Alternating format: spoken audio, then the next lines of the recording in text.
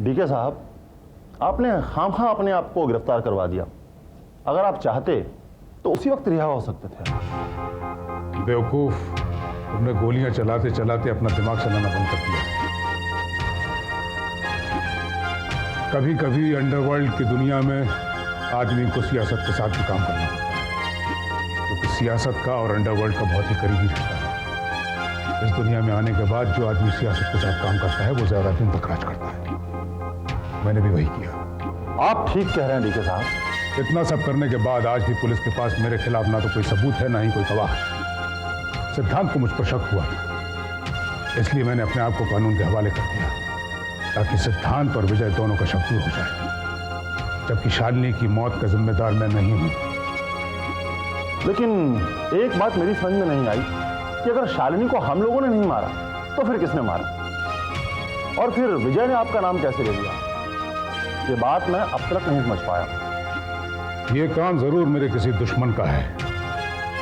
वो जानता होगा कि विजय और मेरी दुश्मनी है और मैं शालिनी को मारना चाहता हूं। मेरे दुश्मन ने शालिनी को मार दिया ताकि मैं अंदर हो जाऊं और वो अपनी चाल में कामयाब हो जाए। आपका दुश्मन तो सिर्फ एक ही है।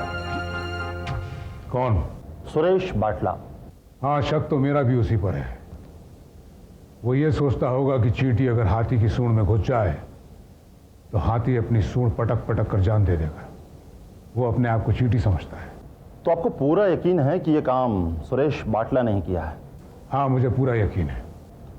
तो फिर आपका क्या हुक्म है डीके साहब? इससे पहले कि हम अपनी सूंड पटक पटक कर जान दे दें, बेहतर यही होगा कि सुरेश बाटला को मौत के घाट उतार दिया। अबे बेवकूफ, अगर डीके बाहर आ गया है तो क्या हुआ? फिर अंदर चला जाएगा। उसको पहला झटका तो मैंने दे ही दिया है।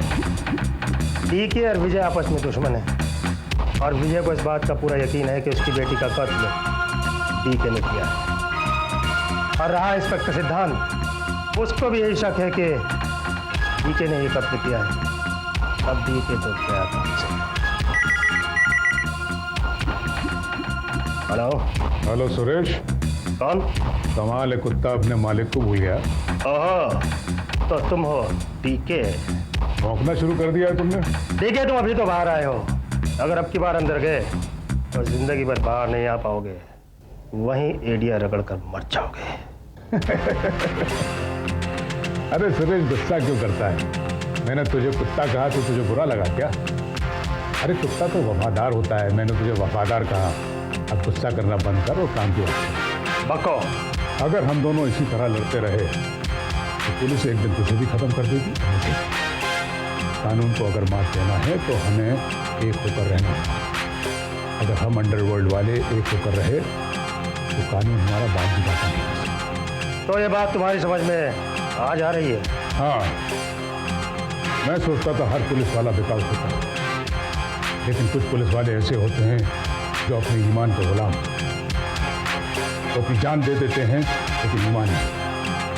विजय की हमने पुलिस की नौकरी को छीन ली, ये सोचकर कि वो एक अकेला ईमानदार कानून का रक्षक है, लेकिन अब ये दूसरा सिद्धांत पैदा हुआ। इसलिए क्यों ना हम दोनों एक। खुलकर बोलो, क्या कहना चाहते हो? तुम्हारी तरफ दोस्ती का हाथ बढ़ाना चाहता हूँ। मुझसे हाथ कैसे मिलाओगे डीके?